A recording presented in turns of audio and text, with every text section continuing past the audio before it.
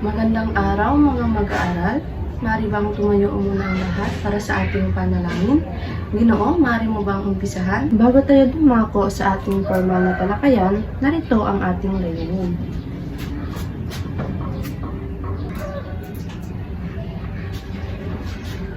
Maaari ba natin basahin ng sabay-sabay? Nakikilala ang iba't ibang uri ng panlapi, nakabubuo ng pangungusap gamit ang iba't ibang uri ng panlapi at nakapagbibigay sa loobin sa paggamit ng panlapi. Ang layunin na ito ang inaasahan nating matamo pagkatapos ng ating talakayan. Ngayon, magkakaroon tayo ng aktibidad na kung saan ang klase ay hatiin ko sa dalawang pangkat.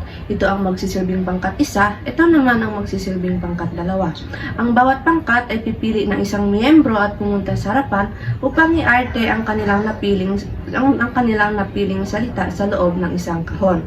Naunawaan ba mga mag-aaral? Ngayon, magkakaroon ulit tayo ng aktibidad.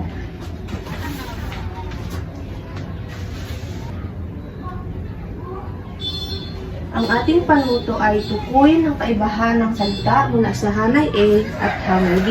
Sa hanay A, nakikita ang salitang takbo, sayaw, kanta at basa. Sa hanay B naman, nakikita ang tumakbo, sumayaw, kantahan at binasa. Narito naman ang ilang mga katanungan. Bibigyan ko lamang kayo ng 5 minuto upang sagutin ang mga tanong na sumusunod. Naunawaan ba mga mag-aaral? Batid kang may naunawaan na kayo kung ano ang ating magiging paksa sa araw na ito. Binibini, may ideya ka ba? Tama! Ang ating paksang tatalakayin sa araw na ito ay ang mga panlapi o ang mga uri ng panlapi. Ang ating paksang tatalakayin sa araw na ito ay mga uri ng panlapi. Ngunit bago ang lahat, alamin muna natin kung ano nga ba ang panlapi. Ang panlapi, ito ay katagang ikinakabit sa salitang ugat. Ito ay maaaring nasa unahan, gitna, huhulihan ng isang salitang ugat. Ang panlapi ay may 5 uri. Una ay ang unlapi. Ang unlapi ay kinakabit sa unahan ng salita. Halimbawa, plus inom, salitang ugat dito ay inom, na kung saan ang salitang inom ay dinagdagan ng panlaping na makikita natin sa unahan. Kaya, tinatawag natin itong unlapi. Ang sunod naman ay ang gitlapi. Ang gitlapi ay kinakabit sa gitna ng salitang ugat. Halimbawa, sumayaw. Ang salitang ugat ay sayaw. Ang panlapi ay makikita natin sa gitna, na kung saan narito ang Tinatawag natin na gitlapi dahil ang panlapi ay makikita natin sa gitna ng salita. Iba pang halimbawa ay ang bumasa.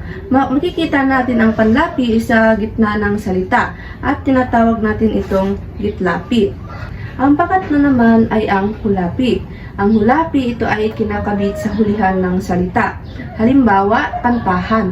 Ang salitang ugat dito ay ang kanta, na kung saan ang panlapi ay kinakabit natin sa hulihan na makikita natin dito ay ang han. Kaya tinatawag natin hulapi dahil ang panlapi ay kinakabit sa hulihan ng bawat salita. Ang pang-apat naman ay ang laguhan. Ito ay kinakabit sa unahan, gitna at hulihan ng salitang ugat. Halimbawa, pagsumikapan. Ang salitang ugat ay sikap. At ang panlaping ginamit natin dito ay ang pag-uman na makikita natin sa unahan, gitna at hulihan ng salitang ugat. Naunawaan ba mga mag-aaral? Ang panghuli naman ay ang kabilaan. Ikinakabit sa unahan at hulihan ng salitang ugat. Halimbawa, pagsikapan. Ang salitang ugat ay ang sikap at ang panlapi natin dito ay ang pag at an na makikita natin sa unahan at hulihan ng salitang ugat. Batid kong may naunawaan na kayo sa ating talakayan. Ngayon, tatawag ako ng 3 mag-aaral upang sagutin ang aking mga katanungan.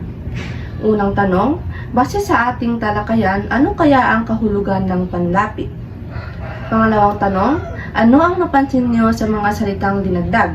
Saang parte ng salita ito idinagdag? At ang pangatlong tanong ay, kapag dinagdagan ng panlapi sa unahan ng salita, ano ang tawag sa uri ng panlaping ito? Tama ang inyong mga sagot.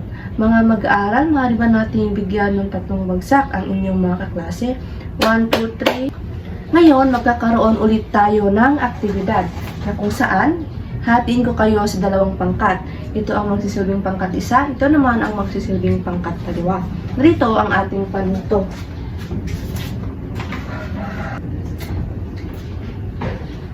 Bumuo ng 5 pangungusap gamit ang 5 uri ng panlapi at tukuyin ang panlaping ginamit.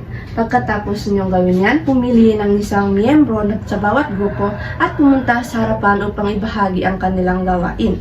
Bibigyan ko lamang kayo ng 5 minuto upang tapusin ang inyong mga gawain. Bago matapos ang ating talakayan, narito ang ating kasunduan na isusumitin ninyo sa muli nating pagpipita. Isulat lamang sa isang kapat na papel. Naunawaan ba mga mag-aaral? Paalam na mga mag-aaral.